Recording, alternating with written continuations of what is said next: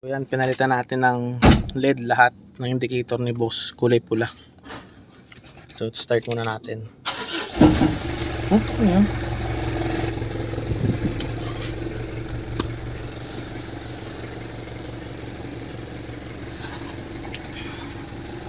So yan, pinalitan natin ng yan, ice blue na.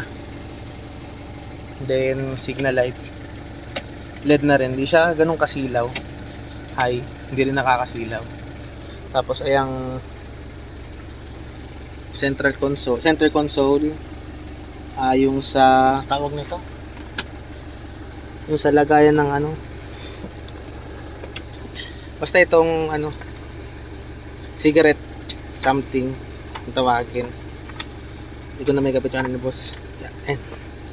Tapos itong coin dasher. Tapos nagpalit tayo ng headlight natin guys, ayan.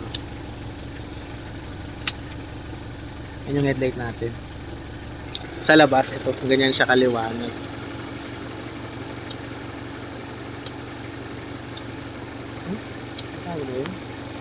Ayan guys, hindi siya pansinin. Patay. So 10,000 lumens lang to.